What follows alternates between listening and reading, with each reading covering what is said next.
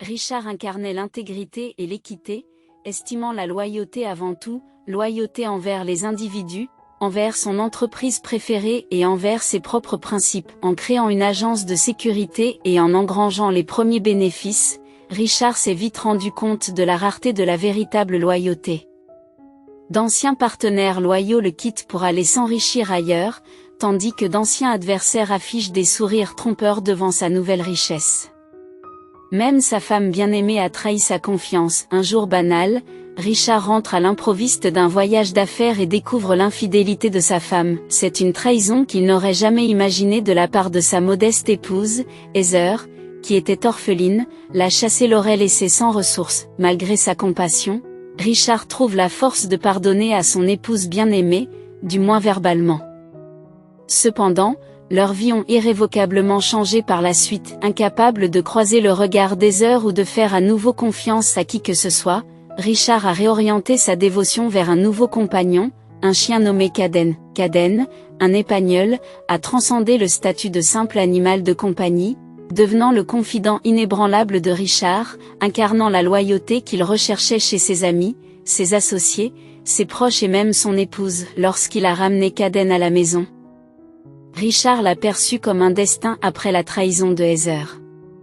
Ne voulant pas divorcer comme elle le demandait, ils ont choisi d'habiter des ailes distinctes de leur vaste domaine. L'affection de Richard étant désormais réservée à son fidèle épagneul, Caden est devenu non seulement son fidèle compagnon, mais aussi son allié de chasse.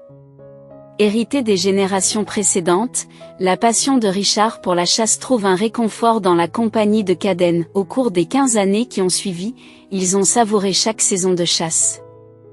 Grâce à l'obéissance de Caden et à ses prouesses dans la chasse à la bécasse et à la perdrix, ces années constituent l'apogée de l'existence de Richard, qui chérit chaque instant passé avec Caden. Une larme solitaire coula sur sa joue alors qu'il murmurait « Tu es mon ami le plus cher, Caden », luttant pour contenir ses émotions alors qu'il se prélassait dans le lien qu'il partageait. Détournant son regard du petit paquet qui entourait le corps sans vie de Caden, Richard ne put supporter cette vision plus longtemps.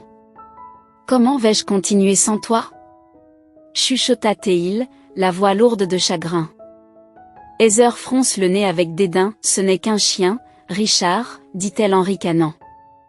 Tu l'enterres comme s'il s'agissait d'un être humain. Réveille-toi. » Son indignation était palpable. « Ce n'est qu'un chien, poursuit-elle, le ton dégoulinant de mépris. Tu devrais aimer ta femme comme ça. » Richard n'a même pas pris la peine de regarder son épouse. « Sortez, dit-il fermement. Je ne vais nulle part, proteste-t-elle. Je veux savoir de quoi il s'agit. C'est comme un cirque, pour l'amour de Dieu, sors de là, dit Richard en haussant légèrement le ton. Tu ne vaux pas la moitié de ce que valait Caden. S'il te plaît, quitte les funérailles. Heather roule des yeux de façon théâtrale. Très bien, s'exclama Théel, marchant d'un pas vif vers la sortie du petit cimetière où ils allaient enterrer Caden. Idiot, se dit-elle. Il est devenu fou, et tout le monde danse sur son air. Quelqu'un devrait lui dire que ce n'est pas normal. Heather était une femme raffinée et élégante. Elle avait rencontré Richard à l'âge de 23 ans et lui a 35 ans. Il n'est pas certain qu'Heather ait jamais vraiment aimé son mari, peut-être ne savait-elle pas aimer du tout. Ayant grandi dans un orphelinat, elle considère les gens comme de simples outils pour atteindre ses objectifs. De 18 à 23 ans, elle a connu beaucoup d'hommes, mais aucun ne répondait à ses critères.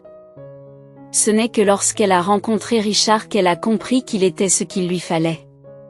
Il possédait une agence de sécurité et était plutôt aisé. Heather avait une capacité unique à lire la personnalité des gens et à imiter leur comportement pour les séduire lors de leur premier rendez-vous. « Oh, quelle coïncidence, dit-elle innocemment. J'adore la chasse, mon rêve est d'épouser un chasseur, les forêts épaisses et sauvages, l'odeur de la poudre, la viande fraîche attrapée à la main.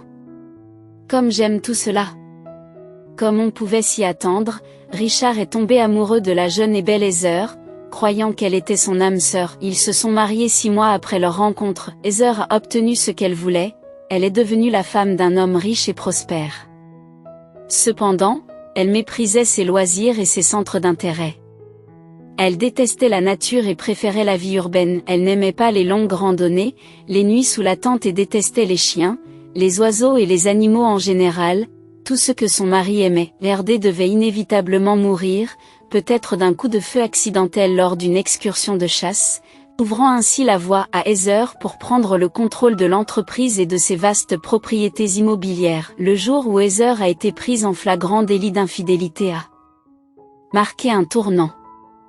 Elle implore son mari, Richard Anatolich, de ne pas l'abandonner et celui-ci, dans un moment de magnanimité, lui pardonne sa transgression. Cependant, leur lien conjugal s'est irrémédiablement brisé, les reléguant à une simple coexistence dans les limites étendues de leur résidence pendant les 15 années qui ont suivi. Le mépris d'Heather pour Caden était palpable, car il occupait désormais la chambre conjugale, bénéficiant d'un traitement de faveur et d'un investissement financier substantiel, tandis qu'elle languissait dans le rôle de simple invitée, dépourvue des privilèges d'une épouse chérie. Bien que Richard se soit abstenu de l'expulser purement et simplement, son affection, plus important encore, son respect pour elle se sont réduits comme peau de chagrin.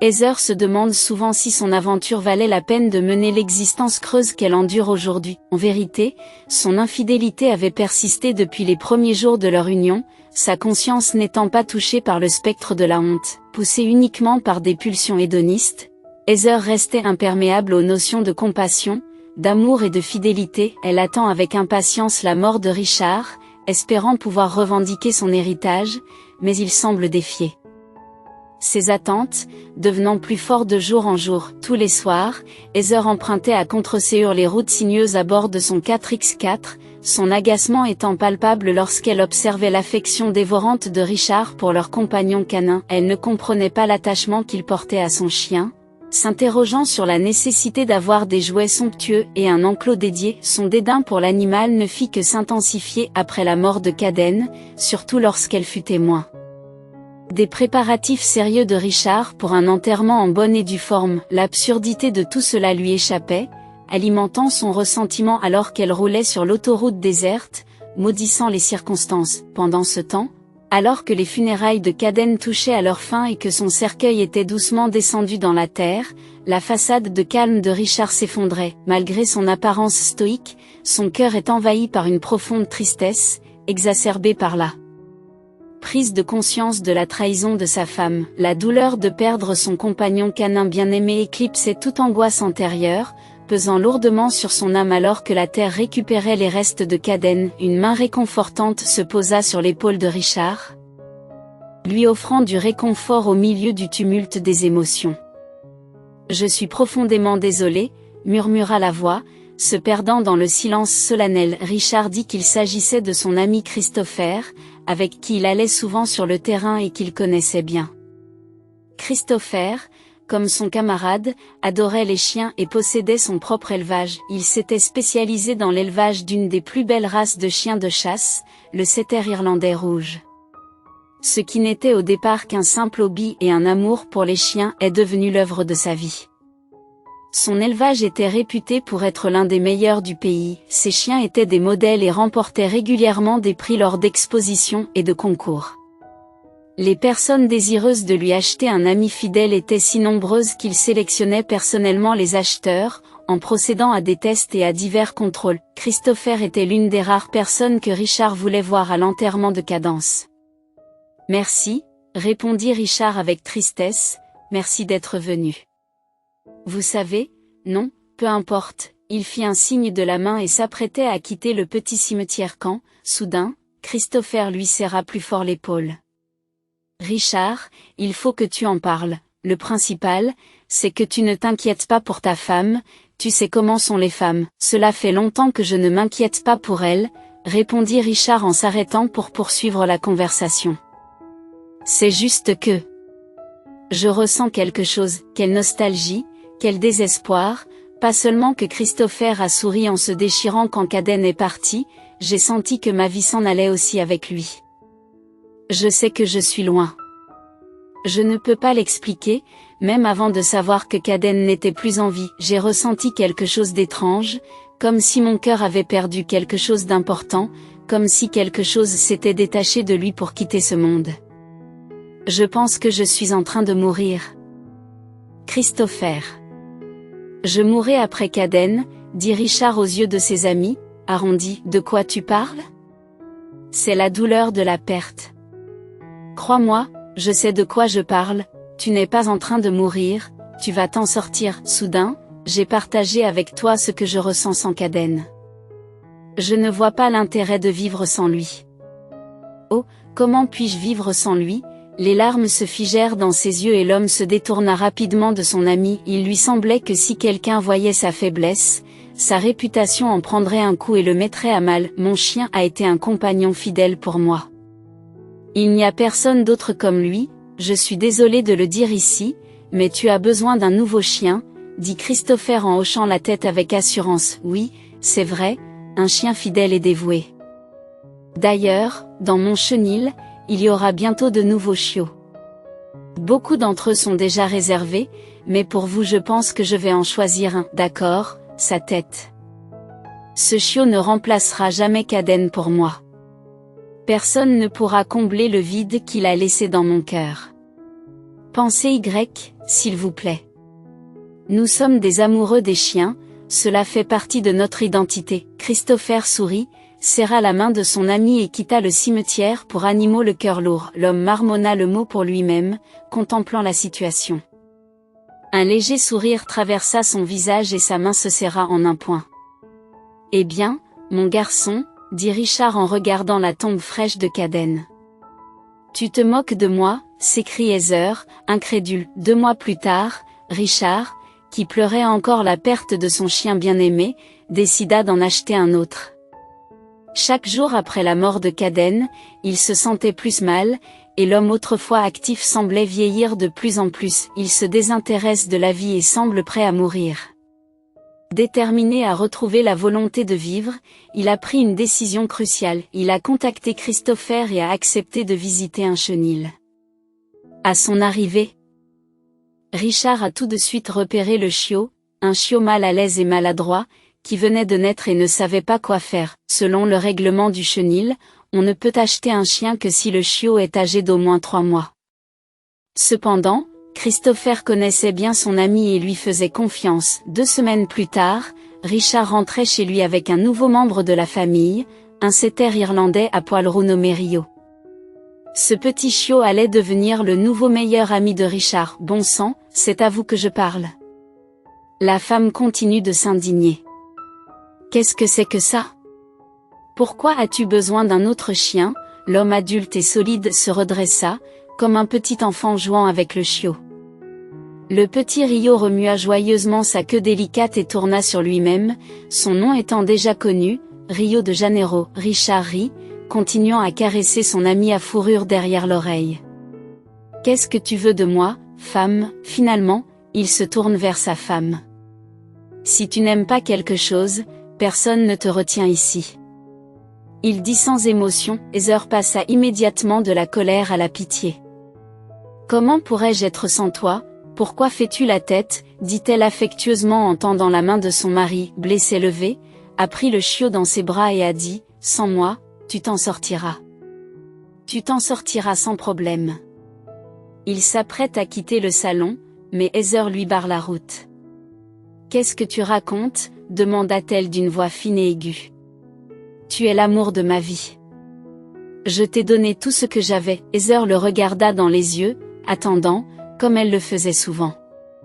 Cependant, la femme rusée mentait, comme nous l'avons déjà mentionné, le sentiment d'amour, de chaleur et d'attention pour quelqu'un d'autre qu'elle-même ne lui était pas familier. Richard soupira, je t'ai donné toute ma vie. Arrête. Il la repoussa avec irritation et se tourna pour s'asseoir sur le canapé, plaçant le chiot à côté de lui. Je ne sais pas pourquoi tu n'es pas parti à ce moment-là, mais souviens-toi que ça ne me dérangerait pas que tu partes maintenant, dit Blé d'un ton théâtral, en se serrant la poitrine. Mon cœur, comment peux-tu ne pas avoir honte de me rendre fou? Je t'aime, cet homme, ce schisme, c'était une erreur, stupide et insignifiante. Je n'ai jamais aimé quelqu'un comme je t'aime. Heather tente de serrer son mari dans ses bras, s'assoit à côté de lui et lui dit, pourquoi as-tu besoin de ce chien? Tu m'as moi, et s'il t'arrive quelque chose? Que arrivera-t-il à ce chien? Blé la regarde, je ne m'occuperai pas de lui et je n'irai pas à la chasse avec lui. Ramenons-le avant qu'il ne soit trop tard. Dis-moi, qu'est-ce qui te manque, mon chien? Sais-tu au moins combien ce chien vaut son pédigré, son élevage, sa race? Après un moment de silence, Blé poursuit, après tout cela coûte cher, et qu'est-ce que cela signifie?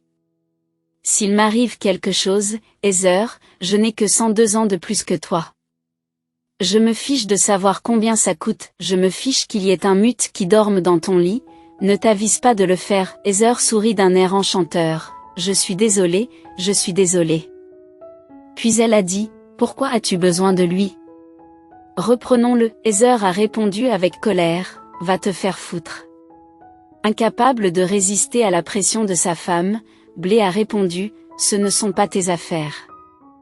Je t'ai déjà dit que si tu n'aimais pas ça, tu étais libre de nous quitter. Moi, je fais ce que je veux. Il resta silencieux un moment, osant dire ce qui suit, tu ne m'as pas donné d'enfant, mais j'ai besoin de quelqu'un à aimer. Heather, choquée par les paroles de son mari, sursaute, elle se lève de son siège. Oh, c'est donc comme ça que ça va se passer, se dit-elle en pensant à tout ce qu'elle a enduré. Jetant un regard sévère à son mari, elle quitta brusquement le salon. Richard gronde Heather et l'appelle après elle. Il fit ensuite signe à Rio d'attendre et suivit Heather d'un pas tranquille. C'était la 5e année de leur mariage et Richard s'obstinait à vouloir des enfants. Il ne comprenait pas pourquoi sa chère épouse résistait toujours. Au début, elle a prétendu qu'ils avaient besoin de plus de temps pour renforcer leur lien. Ensuite, c'était une question de stabilité financière. Plus tard, elle a invoqué les temps difficiles, mentionnant même une voyante qui lui avait déconseillé d'avoir des enfants avant l'âge de 35 ans. Richard a fait d'innombrables tentatives pour la convaincre, craignant qu'elle ne le quitte s'il n'avait pas d'enfants. Finalement, Heather a cédé, du moins en parole. Elle a déclaré solennellement qu'elle était prête à devenir parent, et ils se sont lancés dans la conception d'un enfant. Cependant, Heather a trompé son mari en prenant secrètement des pilules contraceptives. Sa ruse est bientôt découverte lorsque Richard tombe sur les pilules dans sa table de nuit. Réalisant qu'elle avait besoin d'une mesure plus radicale, elle a simulé une grossesse et orchestré une fausse couche à l'aide d'un médicament spécial. Heather déteste l'idée d'avoir des enfants, et encore plus d'en avoir elle-même. Elle se croyait incapable d'aimer, non seulement un enfant, mais n'importe qui. Sacrifiant son propre bien-être et la vie en elle, elle était déterminée à éviter la maternité à tout prix. La mise en scène de sa fausse couche est un spectacle d'angoisse, avec sanglots, gémissements et gestes frénétiques. Elle s'est jurée de ne jamais répéter un tel acte de tromperie. « Je suis désolé », s'exclame Richard en rejoignant Heather dans leur chambre. « Je suis désolé d'avoir évoqué la fausse couche que tu ne voulais pas. » « Bien sûr que tu es désolé, » répondit-elle dramatiquement en se passant une main sur le front. « Ce n'est pas toi qui as subi cette perte, comment peux-tu me rappeler cette agonie, cette douleur, Heather ?» Richard s'approche de sa femme. Hésite avant de la prendre dans ses bras. C'est un rare moment d'intimité entre eux. « Eh bien, je suis désolée de te le rappeler, mais c'était mon enfant, avoue-t-elle, sa voix s'adoucissant. J'ai vécu une situation similaire à la vôtre. Bien sûr, vous aussi. » Elle ne supportait pas l'idée de se blottir contre l'épaule de son mari et de sourire, sachant qu'il ne pouvait pas voir son visage. « Mais ce n'est pas vous qui l'avez porté, n'est-ce pas? Je suis désolée, » dit encore l'homme, et Heather se mit à sangloter bruyamment, imitant les pleurs de Richard. Il serra un peu plus fort sa femme. Heather, d'un autre côté, elle eut un sourire prédateur, sachant qu'il ne pouvait pas voir son visage. Elle était ravie d'avoir réussi à tromper son mari une fois de plus. Elle continua à sangloter bruyamment et désespérément jusqu'à ce qu'il se produise ce qui suit. Richard s'est soudain serré la poitrine. Il s'écrie, « Mon cœur, Heather !» et appelle une ambulance. La femme recula de quelques pas et demanda, « Qu'est-ce qui t'arrive ?» Elle anticipa les événements qui allaient suivre avec une joie vengeresse. « Mon cœur siffle », chuchote l'homme, déjà à genoux et effondré sur le sol. « Appelez un médecin, dit-il dans un murmure discret et effrayant. Heather, Richard perdait déjà connaissance, mais s'accrochait encore à la vie dans un dernier effort de volonté. Appelez une ambulance, dit-il à voix basse. Non, répondit-elle en souriant. Qui peut prouver que je t'ai vu mourir? J'en ai assez de toi, je ne veux que ton héritage. Elle rit méchamment. Tu n'as pas écrit un testament pour quelqu'un d'autre, n'est-ce pas? Et qui ajouterais-tu, avec un sourire, tu n'as personne d'autre que ce chien débraillé. Je vais enfin tout avoir. Richard, réalisant qu'il était en train de mourir, rassembla ses dernières forces et répondit tranquillement, trompeur. C'est ainsi que tu es devenu. Ton héritage est prêt. Rio.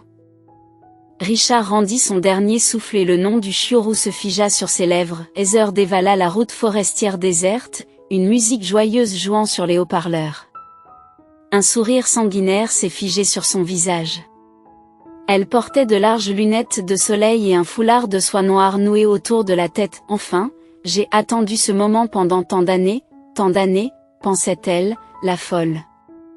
Elle roule sur l'autoroute, répétant son discours larmoyant. Son mari était enfin mort dans ses bras, et en fait, c'était elle qui l'avait fait. C'est elle qui s'est abstenue d'appeler une ambulance, elle qui a provoqué une crise cardiaque chez lui en lui parlant de leur enfant à naître. Maintenant que les funérailles de Richard sont derrière elle, Heather peut enfin poursuivre les rêves qu'elle a nourris tout au long de leurs années de mariage. Le moment était venu de parler de l'héritage, un scénario qu'elle avait répété avec le notaire, imaginant comment elle pourrait manipuler les autres avec son chagrin. En approchant de l'endroit désigné, la rêverie d'Heather fut brusquement interrompue lorsqu'elle réalisa qu'elle n'était pas tout à fait seule dans la voiture. Elle s'exclama en freinant brusquement et s'arrêta à la bifurcation d'une route secondaire. Pointant un doigt orné d'un ongle violet, elle siffletoie.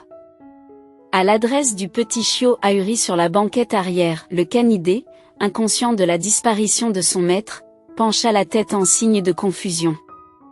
Heather gronda le chiot, le condamnant comme une créature dégoûtante et puante qui ne gâcherait pas son nouveau bonheur. Avec dédain, elle sortit de la voiture, ouvrit la porte arrière et tendit une main manucurée au chiot Rio, qui ne se doutait de rien. Léchant la main avec excitation, le chiot s'attend à une agréable promenade. À l'insu de Rio, Heather, sans hésiter, l'a attrapé par la peau du cou, l'a jeté dans l'herbe et est partie en trombe. Laissant le chiot perplexe derrière elle. De retour dans la voiture, Heather se réjouit de son exploit, étouffant tout bruit résiduel avec de la musique forte. Elle célèbre sa libération de ceux qui l'avaient empêché de progresser. Pendant ce temps, le chiot abandonné, pensant d'abord qu'il s'agissait d'un jeu, essayait de le rattraper mais se rendait vite compte que c'était inutile. Jappant pitoyablement, il erre le long de l'autoroute, abandonné et indésirable. Ignorant totalement les répercussions de ses actes, Heather poursuit sa route, confiante dans son grand projet. Elle était loin de se douter que les choses n'étaient pas aussi simples qu'elles le paraissaient. Dans une autre partie de l'histoire, un garçon lève ses sourcils blonds en signe de surprise, attirant l'attention de sa mère sur quelque chose de captivant. Sur la route, prenez le temps d'observer. Cet endroit est vraiment sauvage. Regarde bien, Liam. Non, attends, je crois qu'il y a un chien. Le jeune garçon s'obstine à diriger son doigt vers la fenêtre embuée.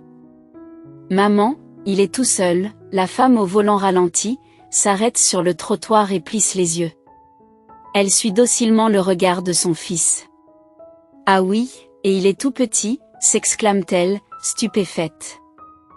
Nous devons l'aider, déclare le garçon avec détermination. La mère prudente rapproche la voiture de l'endroit où se trouve le chiot rouge et frissonnant. Mon Dieu, il est si petit et si adorable. Je suppose qu'il doit avoir un collier, remarque la femme en sortant de la voiture. Son fils de 10 ans, Liam, lui emboîte le pas avec empressement. Il s'élance vers le chiot et, se rendant compte de la peur du petit chien, s'arrête brusquement. Il a peur, murmure le garçon. Bien sûr qu'il a peur. Ne l'effrayez pas, lui dit la femme en s'approchant lentement du chiot, la main tendue. N'aie pas peur, bébé. Nous voulons t'aider, lui dit-elle en roucoulant. Le petit Rio regarde ces étrangers avec perplexité et méfiance. Il envisagea de s'enfuir, puis, comprenant quelque chose par lui-même, il s'approcha d'eux d'un pas prudent. Sa queue fine, coincée entre ses pattes arrière tremblantes, commença à s'agiter faiblement sur le bord de la route. Rio avait passé des heures ici, d'abord déconcerté par ce qui l'entourait. Il essayait de courir après chaque voiture qui passait, dans l'espoir de retrouver sa maîtresse. Mais en vain, il semblait avoir été abandonné dans ce monde, d'abord par son maître, puis par sa maîtresse. Gelé et affamé, il était trop jeune pour se débrouiller seul. Faisant un pas, puis un autre, Rio s'approcha prudemment de la main tendue, la reniflant attentivement. Elle sentait bien mieux que sa précédente maîtresse, qui empestait une forte odeur synthétique. Bien joué, se félicita la femme en souriant. Maintenant, laisse-moi voir ton collier. Doucement, elle souleva le petit dans ses bras, le berçant sous sa poitrine. Rio gronda doucement, comprenant qu'il n'était pas en danger et acceptant le contact. La jeune femme examina le collier qu'elle tenait dans ses mains, un collier pour chiot ordinaire, mais fait d'un cuir assez coûteux. Une petite capsule dure était attachée au milieu du collier. C'était tout, pas de numéro de téléphone, pas d'adresse. Elle retira soigneusement le collier, espérant trouver des informations de l'autre côté, mais hélas, il n'y avait rien d'autre qu'une tache. La femme arqua les sourcils, perplexe, en examinant la gravure sur le collier. Rio de Janeiro, murmura-t-elle en prononçant la seule inscription présente.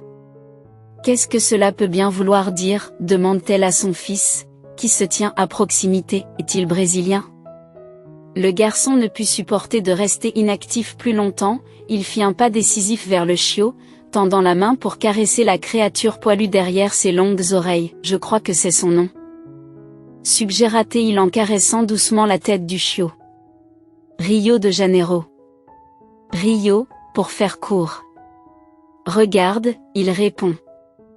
Je suppose que vous avez raison, répondit la mère de Liam, le ton pensif. Mais que devons-nous faire? Il semble complètement perdu. Ses maîtres sont probablement déjà à sa recherche, se dit-elle. Comment a-t-il pu se retrouver si loin de chez lui? La femme marqua une pause, scrutant les alentours, avant de répondre à la question de son fils. Liam, je ne crois pas qu'il soit perdu. Je pense qu'il a été abandonné, dit-elle. Le petit garçon s'indigne. Abandonné? Comment quelqu'un a-t-il pu faire ça, maman? On ne peut pas le prendre avec nous pour s'en occuper. La surprise de la femme se lit dans sa voix. Mais mon chéri, nous n'avons pas de place pour un chien, d'autant plus que nous ne sommes pas sûrs de sa race. Et s'il devient un grand chien, et que nous sommes à court d'argent? Liam pencha la tête d'un air pensif, apparemment insensible aux inquiétudes de sa mère. Oui, déclara-t-il d'un air rêveur, il deviendra un chien puissant qui pourra nous protéger, maman. Nous ne pouvons pas le laisser ici, il sera tout seul. Tu as tout à fait raison, mon chéri, concéda doucement la femme. Bien sûr, nous l'emmènerons avec nous. Diana, jeune mère célibataire, a traversé la tempête du départ du père de son fils alors qu'elle était enceinte de 7 mois. C'était une femme d'une grande gentillesse, d'une grande intelligence et d'une capacité remarquable. Elle avait obtenu son diplôme avec mention, ce qui avait rendu sa famille fière, et elle était entrée dans l'une des écoles vétérinaires les plus réputées du pays. Diana suscitait l'admiration de ses professeurs et de ses pairs pour sa beauté et sa grande intelligence. Son enfance avait été remplie de joie, son adolescence pleine d'espoir. Et elle s'était épanouie pour devenir une femme à la fois belle et intelligente. Les membres de son cercle social croyaient fermement en son potentiel de réussite. Sa première année à l'école vétérinaire se passa sans encombre. Diana excellait dans ses études, nouait des liens solides avec ses camarades de classe et trouvait encore le temps de s'amuser. La vie était bien remplie jusqu'à ce que Jacques entre en scène et vienne perturber son univers. Leurs chemins se croisent lorsque Jacques vient chercher ses papiers après avoir été renvoyé. Leur première interaction a été marquée par des sourires et un flirt subtil, ce qui a conduit Diana à tourner distraitement ses longs cheveux blonds clairs avec un fer à friser alors qu'elle se préparait pour un autre rendez-vous. Lorsque les amis de Diana ont appris sa relation avec Jacques, ils ont exprimé leur inquiétude et leur désapprobation. Diana craignait que Jacques ne soit un salaud, mais ses amis déploraient qu'il ne soit pas du tout fait pour elle. Cependant, Diana ne se soucie pas de l'opinion publique. Il y avait quelque chose chez Jacques qui l'intriguait, quelque chose qui lui manquait à elle-même, la liberté par rapport aux normes de la société, l'audace et un rejet total de la structure du monde. C'est ce qui l'a attirée vers lui. Malheureusement, les bonnes filles tombent souvent amoureuses des mauvais garçons. Jacques avait été renvoyé de l'école de médecine vétérinaire en 2e année en raison de ses mauvais résultats scolaires, mais cela ne le dérangeait pas le moins du monde. Lors de leur premier rendez-vous, Jacques a persuadé Diana que son manque d'éducation n'avait pas d'importance.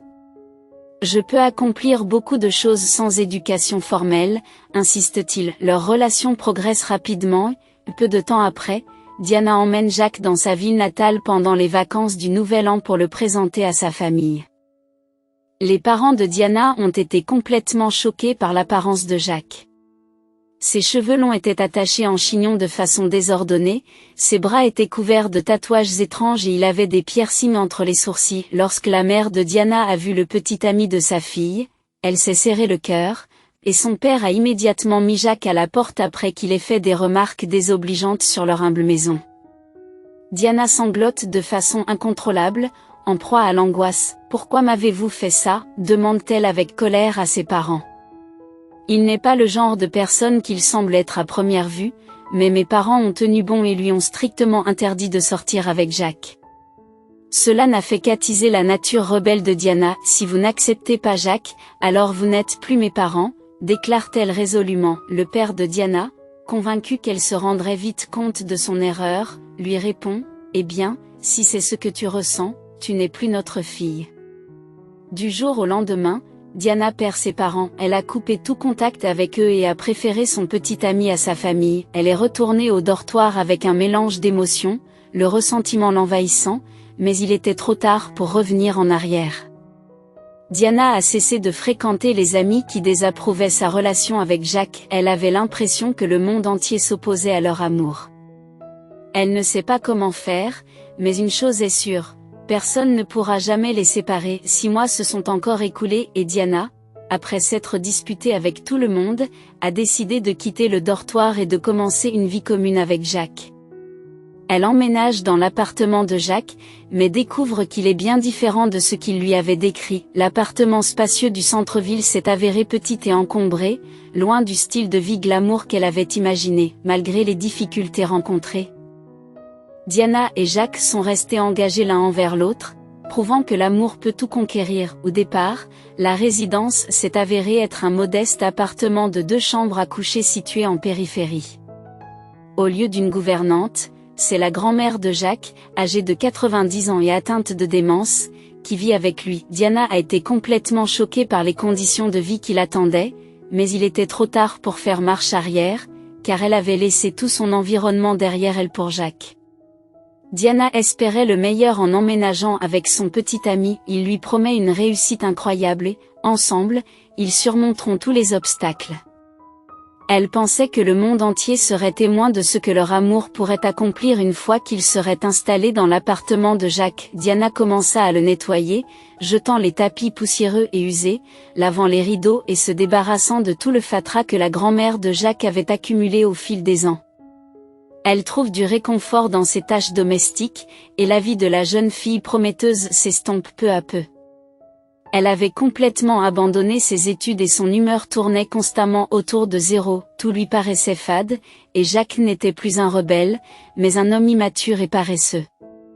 Tout ce que Diana avait imaginé à propos de Jacques s'est avéré faux. Il avait été renvoyé de l'école vétérinaire, non pas à cause d'un travail d'appoint prometteur, mais simplement parce qu'il était paresseux. Maintenant, elle se rend compte que même l'argent qu'il dépensait pour l'emmener dans des cafés et au cinéma n'était pas le sien, mais celui de la pension de sa grand-mère. Jacques a commencé à s'absenter plus fréquemment, laissant Diana passer ses soirées avec sa grand-mère, à nettoyer le désordre créé par la vieille dame en raison de sa démence. Diana fait de son mieux pour s'occuper d'elle, ressentant de la pitié et essayant de l'aider. Un jour, alors que Diana avait perdu patience et s'apprêtait à partir, elle est tombée sur une vieille photographie. Elle était tombée du placard lorsqu'elle rangeait ses affaires. Diana regarda la photo et fut stupéfaite. Il s'agissait d'une photo de la grand-mère de Jacques, âgée d'une trentaine d'années, riant et tenant un appareil étrange, vêtue d'une robe blanche. L'inscription au dos de la photo révélait qu'elle avait été une chercheuse renommée et un docteur en sciences. En fouillant dans la boîte d'où était tombée la photo, Diana en découvre davantage sur le passé de Granny. Déterminée à ne pas partir, elle a une conversation sérieuse avec Jacques, insistant sur le fait que sa grand-mère ne méritait pas que son propre petit-fils la prive de sa pension. Elle insiste également pour que Jacques trouve un emploi et utilise la pension pour payer une maison de retraite convenable, offrant propreté et confort aux personnes âgées. Au début, Jacques était réticent, mais devant la détermination et l'amour de Diana pour lui et sa grand-mère, il a fini par accepter de faire les changements nécessaires. Ensemble, ils ont commencé à construire une vie remplie d'espoir, d'amour et de la promesse d'un avenir meilleur. Balayant d'un revers de main les inquiétudes de Diana, il l'a d'abord écartée, mais sa persistance a déclenché sa fureur. « Ah, tu te crois intelligente ?» s'écrie-t-il, la colère se dessinant sur son visage.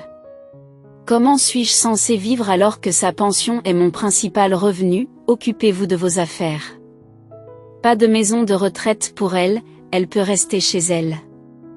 De toute façon, elle ne vivra plus très longtemps. Diana, choquée par les paroles de Jacques, sait que ses parents sont décédés lorsqu'il était adolescent, laissant sa grand-mère comme seule famille.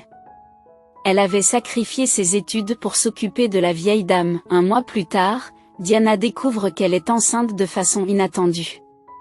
En regardant le test de grossesse, elle a ressenti un mélange d'émotions. Alors qu'elle pensait que les enfants apportaient le bonheur, l'incertitude quant à la capacité de Jacques à être un bon père la laissait perplexe. Lorsqu'elle appelle ses parents, la réaction furieuse de son père la choque. « Ne t'avise pas de donner naissance à un enfant de ce monstre. Tu donneras naissance au même imbécile, et nous t'oublierons pour toujours. » Se sentant abandonnée, Diana ne voyait pas vers qui se tourner pour obtenir de l'aide. Lorsque Jacques est rentré à la maison, elle lui a annoncé la nouvelle. « C'est cool », s'exclame-t-il. « Vous avez droit à des prestations et à des paiements du gouvernement. » Bien qu'espérant un changement, Diana se rend compte qu'il est peu probable que Jacques se transforme. Elle s'accroche à la croyance que l'arrivée du bébé pourrait faire de lui un homme meilleur. Pendant ce temps, Jacques découvre que l'allocation d'une mère célibataire est supérieure à celle d'une mère mariée. Décidant de retarder le mariage, il veut éviter les jugements et les regards curieux des anciens camarades de classe de Diana. Rapidement, Diana se retire de l'école de médecine vétérinaire, mettant ainsi fin au mythe selon lequel les bonnes filles n'ont jamais d'ennui. Avec son apparence mûre et usée, elle est devenue méconnaissable pour ses anciens camarades de classe, qui chuchotent et rient, mentionnant parfois le nom de Jacques, apparemment inconscient des ragots qu'elle doit maintenant affronter. Avec de la détermination dans les yeux, Diana quitta l'école vétérinaire, laissant derrière elle ses études pour toujours. Un nouveau chapitre de sa vie s'ouvrait devant elle, marqué par les responsabilités de l'âge adulte et de la maternité. À la recherche d'un emploi, elle est confrontée à la dure réalité de son éducation incomplète. Avec peu d'expérience, Diana a été contrainte d'accepter n'importe quel emploi, même si cela signifiait travailler comme plongeuse pour gagner un maigre revenu. Dans l'enceinte d'un café, elle économise chaque centime avec diligence, donnant la priorité aux besoins essentiels de son futur enfant et mettant de côté des fonds pour elle-même et la grand-mère de Jacques. Malheureusement, Jacques s'est avéré peu utile, rarement présent et inconscient des difficultés de Diana. Finalement, elle a été dévastée en découvrant que ses économies durement gagnées s'amenuisaient à cause de l'addiction au jeu de Jacques, une vérité qui lui a brisé le cœur. Se sentant abandonnée par ses parents et trahie par Jacques, Diana s'est retrouvée complètement seule. Malgré son désir de le quitter, sa nature compatissante ne pouvait supporter d'abandonner sa grand-mère, qu'elle aimait profondément. Cependant, le destin est intervenu au cours du 7e mois de sa grossesse, lors d'une froide soirée d'hiver, lorsque Jacques a exigé qu'elle parte pour faire de la place à son nouvel amant. Privée de foyer et de soutien, Diana s'est retrouvée dans une solitude et une incertitude accablantes.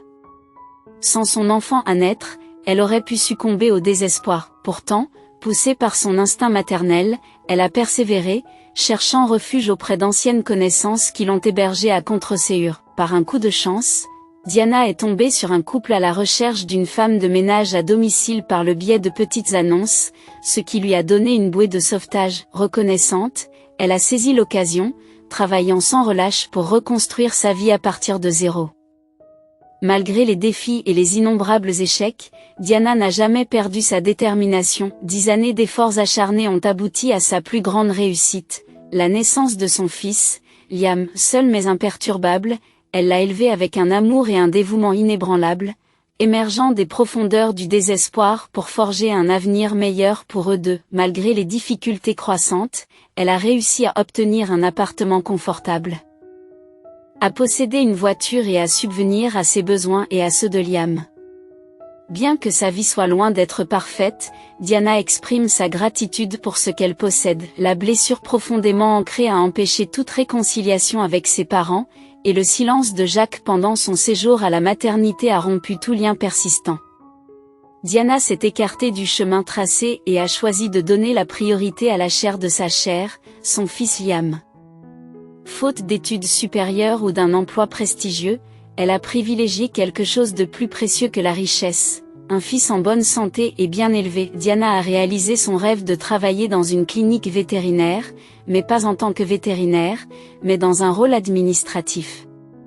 À côté d'elle et de Liam, un petit chiot sans abri est entré dans leur vie, en quête de soutien et de protection. Lorsque les portes de l'appartement se sont ouvertes, Liam s'est précipité, exprimant sa joie et s'enquérant de la façon dont Rio dormirait.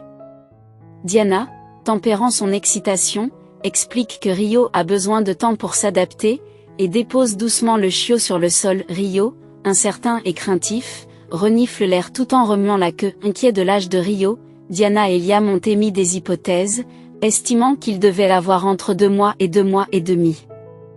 Leur vie était désormais liée à celle de Rio, qui a rapidement grandi en taille et en intelligence. Malgré les défis posés par un chiot espiègle qui sème le désordre dans l'appartement et poursuit les pigeons pendant les promenades, la famille a vu sa vie s'enrichir et s'éclaircir. Un jour, alors que Diana cherchait un nouveau collier en ligne, elle a remarqué que le petit collier qu'elle avait trouvé pour Rio était trop serré. En le tournant distraitement, elle a découvert qu'une capsule y était attachée. Intriguée, elle a appelé Liam, provoquant une découverte qui allait ajouter une nouvelle couche à leur voyage avec Rio. Alors que Liam s'approchait de sa mère, berçant le chiot fatigué dans ses bras après leur promenade, les yeux du chiot s'abaissèrent et ses pattes pendirent mollement, témoignant de son épuisement. Diana retira la capsule du collier et la tendit à son fils. « Regarde ça, tu ne trouves pas ça bizarre ?» Liam posa le chiot sur un canapé voisin et inspecta la capsule avec curiosité, la faisant tourner jusqu'à ce qu'elle se sépare accidentellement en 2 morceaux. Inquiet, il jeta un coup d'œil à sa mère. « Je ne voulais pas la casser », s'inquiète-t-il. « Ce n'est pas grave, mon chéri », le rassure sa mère, qui se penche pour réparer la capsule, mais son attention est attirée par un petit papier roulé sur le sol. « Qu'est-ce que c'est ?» se demanda-t-elle à voix haute. « Attends, maman. » Liam saisit la main de sa mère avant qu'elle ne puisse défaire le papier, son regard se fixant longuement sur Rio. Et si ce papier contenait l'adresse des anciens propriétaires de Rio? Devrions-nous le rendre? Diana secoue la tête d'un air décidé. « Non, Liam, ce chien nous appartient, à nous et à personne d'autre. » « Non, Liam, ce chien nous appartient, à nous et à personne d'autre, » affirme-t-elle avec assurance. Si ses anciens propriétaires se souciaient vraiment de lui, ils ne l'auraient pas abandonné dans la forêt. « Oui, » dit Liam d'un ton enjoué. « Tu as raison, maman, mais qu'en est-il de ce papier ?» demanda-t-il avec impatience. 59 149, lit-elle à haute voix, perplexe en regardant Liam. Quel genre de numéro est-ce? Il ne ressemble pas à un numéro de téléphone. Qu'en penses-tu, Liam? Le garçon réfléchit en se frottant le menton. C'est peut-être son identifiant personnel ou quelque chose qui ressemble à la marque sur son ventre. Diana réfléchit à sa suggestion. Tu es peut-être sur la bonne voie. Soudain, Rio se mit à bâiller et à gémir bruyamment. Liam et sa mère se sont tournés vers le son, pour découvrir que Rio s'éloignait déjà, joyeux et bâillant toujours aussi doucement, en quelques secondes. Le garçon et le chiot se sont mis à courir dans tout l'appartement, se poursuivant l'un l'autre et renversant des objets par inadvertance. Diana rit de bon cœur, incapable de gronder. Elle passa une commande à l'animalerie, se leva de son bureau et s'étira. Oubliez ce numéro, se dit-elle. Cependant, elle hésite à jeter la capsule ouverte et le curieux papier. Au lieu de cela, Diana replaça le papier dans la capsule et se dirigea vers le grand placard. Elle récupéra une boîte contenant ses bijoux sur l'étagère du haut, y glissa la capsule et la note avant de remettre la boîte en place. Au bout de quelques minutes, elle avait oublié cette étrange découverte. Pendant ce temps, à l'autre bout de la ville, une conversation inhabituelle et quelque peu inquiétante se déroule dans le bureau du notaire. Heather demande « Quel est ce numéro dont vous parlez ?» Le jeune notaire, toujours aussi calme, répond « Je ne fais que lire le document. Je ne connais pas le numéro moi-même. Si vous n'avez pas ce numéro, c'est que l'héritage ne vous est pas destiné. » Le visage d'Heather devient violet, ses mains tremblent et ses sourcils se froncent. « Comment oses-tu » murmure-t-elle. « Qui êtes-vous pour parler de mon défunt mari ?» Elle se présente comme Madame Malone, l'épouse légitime de feu Monsieur Malone. Le jeune homme prétendait être l'héritier de Mr. Malone, mais il devait fournir un code numérique spécifique, se souvenir du numéro ou le retrouver dans les affaires de son mari. Heather, furieuse, rétorque « Mon cher, vous devez vous tromper. Je suis son épouse légitime, Madame Malone. » Le notaire, sentant la tension, tente de rassurer Heather. « Madame, l'héritier doit fournir un certain code numérique, se souvenir de ce numéro ou le chercher dans les affaires de votre mari ou dans d'autres documents pertinents. » Le visage d'Heather changea, sa colère remplacée par un sourire bienveillant qui semblait maintenant plutôt effrayant. Ses yeux brillaient d'avidité immédiatement. Son comportement changea et elle demanda d'un ton coquet « Alors, vous connaissez le numéro ?» Le jeune homme, indigné et faisant un geste dédaigneux, répondit « Non, bien sûr que non. Même si je le savais, je ne vous le dirais pas, je n'ai pas le droit de le faire. » Soudain, le notaire avec lequel Richard a toujours travaillé apparaît dans le vaste bureau. Il invite Heather dans son bureau et elle accepte à contre-séhur, de plus en plus irritée. À l'intérieur du bureau, elle s'adresse au notaire. « Quel est ce numéro ? Cela fait 1 mois que je n'ai pas pu accéder à mon héritage. Je vais intenter un procès à votre étude, croyez-moi. » Le notaire sourit largement, se retenant de rire, et répond « Allez-y, Heather, mais pour quel motif allez-vous nous poursuivre ? Vous prétendez que nous retenons votre héritage, ce qui est un crime. Tout le monde sait que mon mari était un homme riche.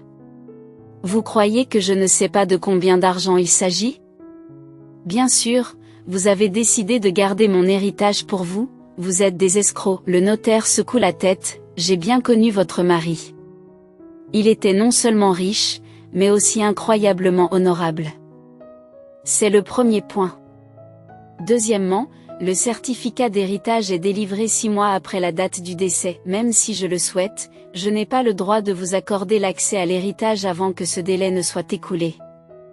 Vous avez demandé l'héritage, selon la loi, nous devons attendre que toutes les autres parties intéressées, s'il y en a, fassent de même. Enfin, lorsque le délai requis sera écoulé et que toutes les parties intéressées auront été notifiées, le certificat d'héritage sera délivré et vous recevrez la part qui vous revient de droit. » En un instant, elle a fourni des arguments convaincants pour faire valoir son droit à la succession de son époux décédé. Debout près de la table, la veuve a serré le poing sur celle-ci, le son résonnant avec autorité. « Qui d'autre que moi le mérite ? » s'exclame-t-elle avec véhémence, sa voix résonnant dans la pièce. « Je suis son épouse légitime. Celui qui divulguera le code secret du testament de Richard, c'est à moi qu'il appartiendra. » Calmement, le notaire intervient, « Je l'ai répété à plusieurs reprises. Vous ne vous en souvenez pas ? Vous avez droit à une partie des biens matrimoniaux acquis pendant votre union, qui sera déterminée lors de l'homologation du testament. » Heather semble sur le point d'exploser, au sens figuré et peut-être au sens propre. Quelle est cette absurdité, demanda-t-elle, le regard dirigé vers le ciel. Quand a-t-il pu rédiger un tel testament? Sa disparition a été soudaine, il n'a pas pu la prévoir. Cela défie toute logique, en matière de testament, répondit fermement le notaire, la préparation est une pratique courante chez les personnes prudentes, ce qu'était sans aucun doute votre mari. Mais recentrons-nous. Avez-vous découvert le code? Non, je ne l'ai pas découvert, a admis Heather. Mais vous avez parlé d'exigences supplémentaires, en effet, confirme le notaire, un sourire se dessinant sur ses lèvres. En plus du code, vous devez fournir la preuve que vous vous occupez du Brésilien. Heather roula des yeux d'exaspération. Faut-il me le rappeler? Quelle forme de preuve? Vous devez prouver que vous êtes responsable du Brésilien, précise le notaire. Ce n'est qu'à ce moment-là que vous aurez accès au coffre-fort qui contient l'essentiel de la succession. En attendant, vous pouvez utiliser les legs personnels qui vous ont été laissés, comme l'appartement. Mais qu'en est-il de la maison? S'insurge Heather, la maison n'est pas encore à votre disposition, explique le notaire. Toutefois, jusqu'à ce que d'autres héritiers fassent valoir leurs droits, vous pouvez y résider temporairement. Heather eut un petit rire nerveux. Avait-il toute sa tête lorsqu'il a rédigé ce testament? Cela semble absurde. Passer ces dernières années à organiser les funérailles de ses chiens? C'est de la folie pure. Ses yeux brillaient de frustration tandis qu'elle se tournait pour partir. Passez une bonne journée, lui dit le notaire en guise d'adieu, ses pensées la suivant. J'ai l'impression qu'il y a plus qu'il n'y paraît dans la mort de Richard, murmura-t-il pour lui-même. Je ne sais peut-être pas comment, mais je m'efforcerai de découvrir la vérité. Pendant ce temps, Diana s'élançait à la poursuite de son compagnon canin, Rio, le charmant jeune chien, se retourna à l'appel de sa maîtresse, mais l'appel naturel était beaucoup plus fort. Après quelques secondes d'immobilité, Rio décida qu'un oiseau qui passait était plus important que l'appel de Diana et jeta un regard coupable à sa maîtresse. Il se mit à courir. Stop, stop, cria Diana, mais sa voix fut étouffée par le vent. Visiblement fatiguée et incapable de courir plus longtemps, elle s'arrêta sur place. Quel genre de chien es-tu? S'exclama-t-elle avec frustration. En grandissant, Rio est devenu plus difficile à gérer à la maison. Il était plus calme que lorsqu'il était chiot, mais dès qu'il voyait un gros oiseau dehors, il devenait incontrôlable. Ria était si rapide qu'il était impossible de le rattraper. Cependant, Diana a appris que ce comportement n'était qu'une particularité de la race de Rio lorsqu'elle a interrogé le vétérinaire de la clinique où elle travaillait à son sujet. Je voulais vous demander quelque chose, dit Diana nerveusement. Vous voyez, Liam et moi avons récemment eu un chien, et j'avais quelques questions. Félicitations, répond la vétérinaire. Un nouveau membre de la famille, c'est toujours formidable. De quelle race est-il? Puis-je vous demander si je sais que j'aimerais vous le dire? Diana sourit d'un air coupable. Nous l'avons trouvé sur la route. Pouvez-vous imaginer que quelqu'un ait laissé ce petit animal tout seul sur l'autoroute? Il était si petit. Je ne sais même pas de quelle race il est. Mais Rio est passé d'un petit animal de compagnie à un grand chien. Elle ajoute fièrement, c'est un bon chien, mais il est méchant. Je vais vous montrer une photo de lui. Diana a cherché dans les photos de son téléphone et a fièrement tourné l'écran vers le docteur. David regarde la photo et demande, la surprise dans la voix, Diana, êtes-vous sûre que ce chien a été abandonné? La femme sourit. Malheureusement, oui, du moins c'est ce qu'il semblait. Pourquoi? C'est un setter irlandais, le docteur haussa les sourcils, une race de chasseurs s'il a un pédigré, ce qu'il doit avoir à en juger par le marquage, c'est un chien cher. Cher, dit-elle en fronçant les sourcils, mais qui laisserait un chiot hors de prix sur l'autoroute, mieux vaut le vendre dans ce cas, et pourquoi l'ont-ils acheté en premier lieu? C'est ridicule. Je ne sais pas quel genre d'idiots ils sont, mais apparemment, il y en a. Le médecin haussa les épaules. Les setters irlandais sont très intelligents et très actifs dans la nature. C'est une race qui a besoin d'exercice, idéalement pour aller à la chasse, mais vous n'êtes pas vraiment une chasseuse, n'est-ce pas, Diana rit. Oh, bien sûr que non. Je n'y connais rien du tout. Elle hésite un instant. Un setter irlandais, je suppose que c'est un pur sang, mais je ne peux pas imaginer qu'il soit cher. Le médecin acquiesce avec assurance. Vous savez, si vous pouviez me montrer ces papiers d'élevage, je pourrais vous le confirmer. Le chien, Rio, avait été amené à la clinique vétérinaire et ses propriétaires cherchaient le chenil où il avait été trouvé. Ils ont envisagé la possibilité qu'il ait été perdu plutôt qu'abandonné. David, le propriétaire de Rio, tenait absolument à le garder, car lui et son fils, Liam, l'aimaient profondément. Alors qu'ils discutaient de la situation, une jeune fille nommée Diana est entrée dans la clinique, attirée par la vue de Rio dans une cage de transport. Le vétérinaire lui a fait signe de le suivre dans son bureau. Diana ne peut s'empêcher de sourire en voyant Rio, mais elle se souvient que son fils, Liam, l'attend à la maison. L'idée d'un gros chien sale revenant d'une longue promenade l'inquiéta quant à la capacité de Liam à le nettoyer. Alors que ses pensées tournaient autour des informations qu'elle venait de recevoir, elle jeta un coup d'œil au calendrier et remarqua que le printemps approchait dans la ville. La neige a presque disparu et l'air porte l'odeur de la terre fraîche et la promesse d'une nouvelle vie. Diana se rendit compte que les chiens de chasse avaient besoin de plus d'exercice, et elle décida qu'il était temps de se rendre à nouveau à la maison du village. Bien qu'elle ne possède pas d'appartement en ville, elle avait acheté une vieille maison miteuse à la campagne lorsque Liam était encore très jeune. Elle pensait que son fils et elle-même avaient besoin d'air frais et d'un lien avec la nature. Grâce à un prêt qu'elle est encore en train de rembourser, elle est devenue propriétaire pendant l'hiver. Le chalet n'est pas chauffé, mais sa beauté en été et la chaleur du printemps en valent la peine. Diana informa Liam de leur prochaine visite et attendit avec impatience le week-end. Le vendredi soir, toute la famille, y compris Rio, est arrivée à la maison de vacances. En sortant de la voiture, Diana respire profondément l'air frais et légèrement réchauffé et s'exclame « Magnifique !» Elle fit un signe de tête à Liam pour qu'il sorte de la voiture. « Fais attention à Rio », prévint-elle. Liam ouvrit la portière, et dans la seconde qui suivit, le chien tout excité bondit hors de la voiture, reniflant les alentours pendant quelques minutes avant de s'élancer hors de la cour.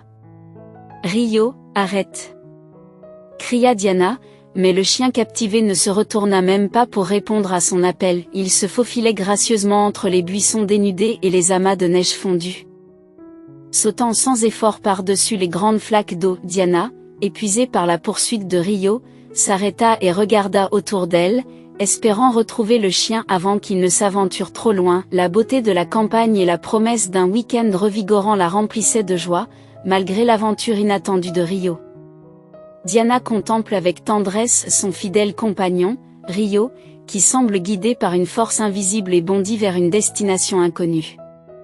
Malgré ses efforts, Diana ne parvenait pas à discerner le but qui poussait Rio à aller de l'avant. Le souffle court, elle poursuit l'infatigable chasseur, qui a presque disparu de son champ de vision.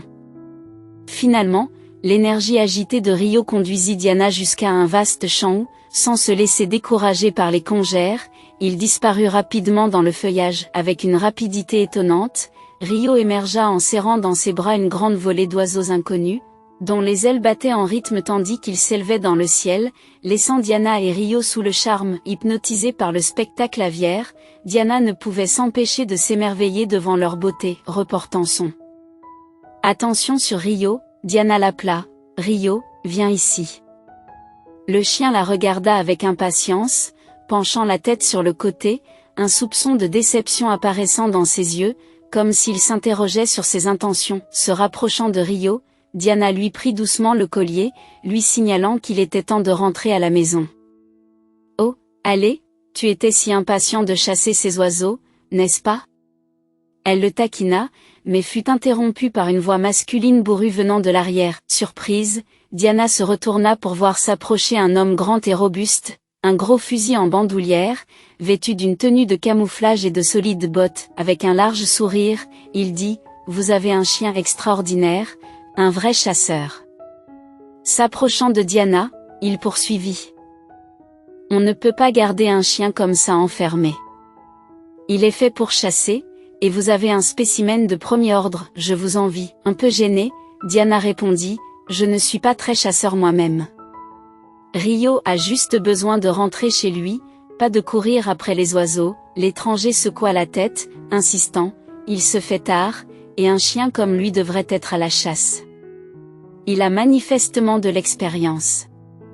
Sinon, pourquoi avoir choisi cette race? Vous auriez pu opter pour un chihuahua si la chasse ne vous intéressait pas. Levant les yeux au ciel, Diana explique, je n'ai pas choisi cette race délibérément. Je ne savais même pas qu'il avait un tel instinct de chasseur quand je l'ai trouvé chiot. Jetant un regard affectueux à Rio, elle ajouta, il est naturel. Pendant ce temps, Rio reniflait curieusement les vêtements de l'homme, comme s'il détectait quelque chose d'intrigant. Vous l'avez trouvé? S'étonne l'homme. Je n'arrive pas à croire que c'est un setter irlandais rouge. Les chiens de ce genre sont rares. Ce ne sont pas seulement d'habiles chasseurs, ce sont des compagnons pour la vie. Bien qu'ils soient très recherchés, ils sont aussi exceptionnellement rares. Néanmoins, mon fils et moi sommes tombés sur lui sur le trottoir. Quelqu'un l'avait abandonné là alors qu'il n'était qu'un tout petit chiot.